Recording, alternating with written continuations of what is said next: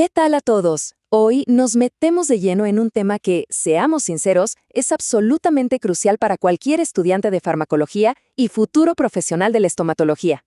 Vamos a diseccionar a los analgésicos opioides. Y no vamos a leer un libro de texto aburrido.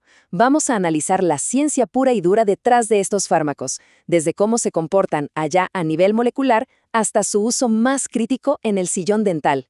¡Comencemos! Rápidamente, este es nuestro plan de vuelo para este análisis. Arrancamos con la introducción y clasificación. De ahí, nos metemos al mecanismo de acción celular, que es una maravilla.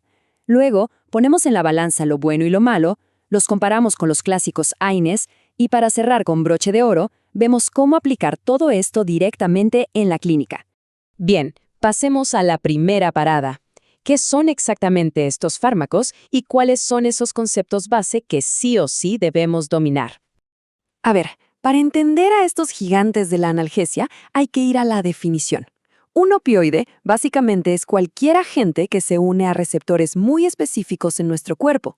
Y ojo, digo cualquier agente porque puede ser endógeno, o sea, fabricado por nosotros mismos, o exógeno, que viene de afuera. Estos receptores, que llamamos mu, delta y kappa, están estratégicamente ubicados en el sistema nervioso central y en el tracto gastrointestinal. Su misión principal, modular e inhibir la nocicepción. En palabras más simples, apagan la señal de dolor directamente en el sistema nervioso. Son un verdadero interruptor central. Perfecto. Pasemos a la sección 2. Vamos a ver cómo se clasifican estos analgésicos basándonos puramente en su origen y su química. Si los agrupamos por su origen, tenemos 4 grandes familias. Primero, los endógenos, los que vienen de fábrica, como las famosas endorfinas y encefalinas. Luego tenemos los naturales, extraídos directamente de la planta del opio. Aquí la morfina es la estrella indiscutible y el prototipo. Después, si la ciencia mete mano, tenemos los semisintéticos, como la oxicodona, que son modificaciones químicas. Y finalmente, la categoría de los sintéticos, creados 100% en un laboratorio, donde encontramos a viejos conocidos de la clínica, como el fentanilo y el tramadol. Ahora, lo verdaderamente interesante es ver cómo estas diferentes clases interactúan con nuestro organismo. No todos hacen lo mismo ni con la misma fuerza. Esta afinidad por los receptores mu, delta y kappa lo cambia todo. Fíjense que los opioides naturales y los semisintéticos suelen ser agonistas fuertes, es decir, activan a los receptores mu y kappa con muchísima intensidad. Y claro, esta afinidad es exactamente lo que va a dictar qué tan potente es el efecto analgésico y, de paso, qué tipo de efectos secundarios nos van a dar dolores de cabeza en el consultorio. Y hablando de receptores, entremos de lleno a la sección 3, el mecanismo de acción. Aquí es donde la biología celular se pone increíblemente interesante. El punto clave aquí es entender que estos receptores opioides son parte de la gran familia de receptores acoplados a proteínas G, específicamente del tipo inhibidor. Tenemos 3 protagonistas. El receptor mu, o MOR, es el que nos da esa analgesia profunda y potente. Pero cuidado, también es el gran culpable de la depresión respiratoria y la dependencia. Luego está el receptor delta, que ayuda con la analgesia y se mete con la motilidad del intestino. Y por último el receptor kappa, que nos da analgesia pero viene con un efecto sedante bastante fuerte. Clínicamente, jugar con el receptor mu es el mayor reto por esta doble cara de ser tan efectivo pero tan riesgoso a la vez. Imaginen esto a nivel celular. Cuando el fármaco se une a su receptor, desencadena una especie de efecto dominó inhibidor. Primero, le pone un freno a una enzima llamada adenilato ciclasa. Esto hace que los niveles de AMP cíclico caigan en picada dentro de la neurona. Y al pasar esto, ocurren 2 cosas al mismo tiempo. Se abren las puertas para que salga el potasio y se cierran de golpe las entradas de calcio. El resultado final, la neurona se hiperpolariza. Básicamente se apaga, bloqueando tajantemente la liberación de neurotransmisores que causan la excitación, como el glutamato. Así es exactamente como se apaga la señal de dolor de raíz. Bueno, pasemos a la 4ª sección. Ya vimos la magia a nivel celular, pero toda intervención farmacológica así de potente tiene un impacto en todo el sistema. Vamos a enfrentar los efectos benéficos contra los adversos.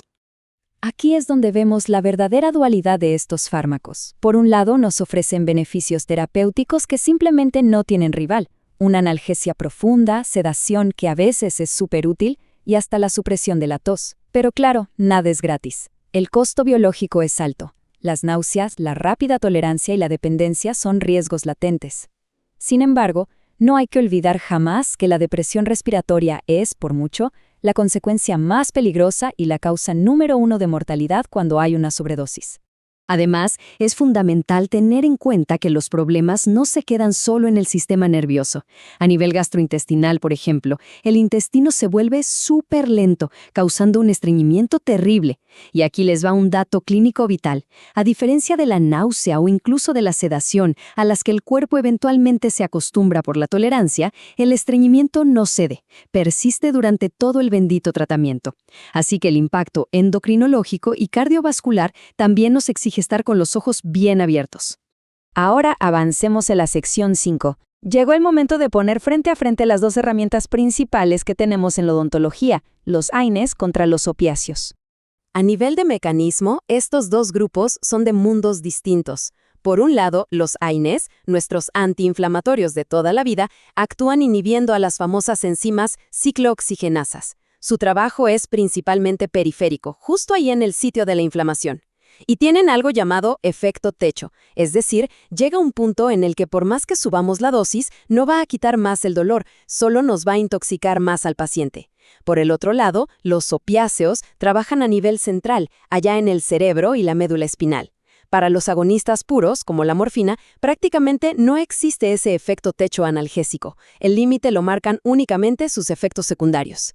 Y cuando comparamos sus riesgos, las diferencias son igual de enormes. Los AINES se van directo contra la mucosa del estómago, provocando úlceras, tienen toxicidad renal y, al inhibir a las plaquetas, hacen que los pacientes sangren por más tiempo. Los opioides, en cambio, tienen un perfil de riesgo totalmente enfocado en el sistema nervioso central. Hablamos de la depresión respiratoria, una sedación súper profunda y el riesgo inmenso de crear una dependencia física. En resumen, ambas son herramientas brutales, pero requieren un respeto absoluto en la práctica clínica. Y todo esto nos deja perfectamente preparados para nuestra última sección. ¿Cómo aplicamos toda esta maravilla farmacológica en el día a día de la estomatología? Entonces, ¿en qué momento se justifica sacar la artillería pesada y recetar un opioide en odontología? Las reglas son bastante estrictas. Básicamente lo reservamos para cuando la terapia inicial con AINES simplemente fracasó, o cuando sabemos de antemano que viene un dolor postoperatorio severo, digamos la clásica extracción quirúrgica de terceros molares retenidos o cirugías óseas periodontales.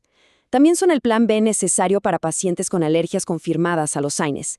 Pero ojo, su indicación primordial aquí es exclusivamente para dolor agudo, severo y siempre a corto plazo. Para protocolizar esto de manera segura, en odontología nos basamos en la escalera analgésica de la Organización Mundial de la Salud. El primer paso es arrancar siempre con AINES o paracetamol. El paso 2 nos dice que si el dolor no cede o sabemos que va a ser severo desde el inicio, le sumamos un opioide débil. Y el paso 3, que la verdad es una estrategia hermosísima, es la analgesia balanceada o multimodal. Si combinamos, por ejemplo, un AINE más tramadol, estamos atacando las vías del dolor a nivel periférico y central al mismo tiempo. Es pura sinergia. Esto nos permite usar dosis mucho más bajitas de ambos medicamentos, logrando un alivio increíble y reduciendo los efectos adversos al mínimo. Y dentro de la inmensa familia de opioides, la estomatología claramente tiene a sus consentidos, los llamados opioides débiles. El tramadol es una joya por su mecanismo de acción dual. Sí, se une a los receptores Mu, pero también inhibe la recaptura de noradrenalina y serotonina. Esto potencia las propias vías inhibitorias del cuerpo y baja muchísimo el riesgo de adicción. Por otro lado tenemos a la codeína, que curiosamente es un profármaco que nuestro hígado transforma en orfina. A esta casi siempre la vemos haciendo un súper equipo en sinergia directa con el paracetamol. Pero como buenos profesionales de la salud, hay que tener las contraindicaciones tatuadas en la mente. Como dictan los textos, su uso tiene que ser estrictamente a corto plazo para mitigar ese dolor agudo inicial. Y, súper importante, están totalmente contraindicados o requieren de una precaución extrema en el embarazo, en niños y, por razones obvias, en pacientes que ya tienen problemas respiratorios preexistentes como asma o EPOC. Darles un depresor central a estos pacientes es jugar con fuego, y ya analizamos el porqué. Para cerrar, este análisis nos subraya una inmensa responsabilidad. En nuestras áreas clínicas tenemos a nuestra disposición herramientas moleculares de una potencia bestial. El manejo ideal del dolor postoperatorio es como caminar por la cuerda floja. Tenemos que garantizar que quien está en nuestro sillón no sufra dolor severo, pero al mismo tiempo debemos proteger sus sistemas orgánicos contra la depresión respiratoria y el temido fantasma de la dependencia física. Cada receta tiene que ser una decisión sumamente analizada e individualizada.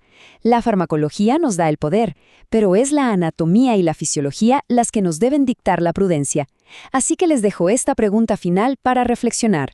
Sabiendo cómo estos fármacos secuestran literalmente nuestras vías neurales más primitivas, ¿estamos siempre sopesando correctamente el riesgo biológico frente al confort clínico?